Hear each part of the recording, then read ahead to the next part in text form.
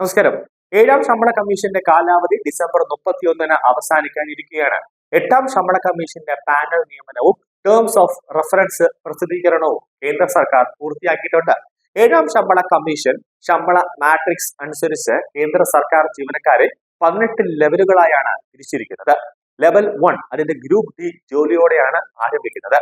Level 18 കേന്ദ്ര സർക്കാരിലെ ഏറ്റവും ഉയർന്ന റാങ്കിലുള്ള ഇന്ത്യൻ അഡ്മിനിസ്ട്രേറ്റീവ് സർവീസ് അഥവാ IAS ഓഫീസറായ ക്യാബിനറ്റ് സെക്രട്ടറി ആയി നീക്കിവച്ചിരിക്കുകയാണ്. ഗ്രൂപ്പ് ഡി CBA ജീവനക്കാർ ഉൾപ്പെടെ 16 ഗ്രൂപ്പുകൾ ഇതിനിടയിലുണ്ട്.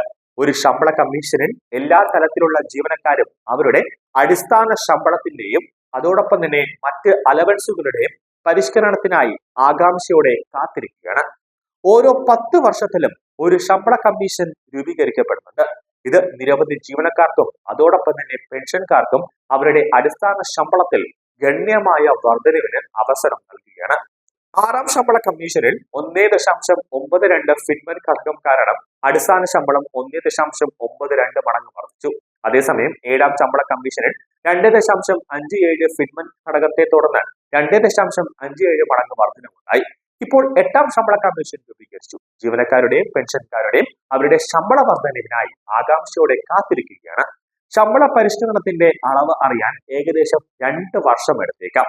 എന്നിരുന്നാലും ജീവനക്കാരുടെ അടിസ്ഥാന ശമ്പളത്തിൽ വ്യത്യസ്ത ഫിറ്റ്മെന്റ് ഘടകങ്ങൾ പ്രയോഗിച്ചുകൊണ്ട് തന്നെ പ്രതീക്ഷിക്കുന്ന ഒരു വർധനവിനെ കുറിച്ചാണ് നമുക്ക് ഒരു ഏകദേശ ധാരണ ലഭിക്കുന്നുണ്ട്.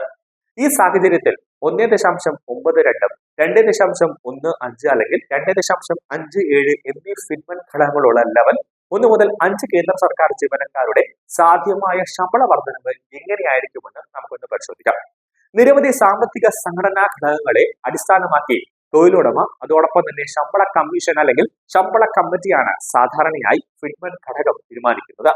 അടിസ്ഥാന ശമ്പളം പ്ലസ് ഗ്രേഡ് ശമ്പളം കണക്കാക്കി ആവശ്യമായ ഇൻക്രിമെന്റ് ലെവലുകൾ വിലയിരുത്തിയാണ് ഇത് സാധാരണയായി രൂപീകരിക്കുന്നത്.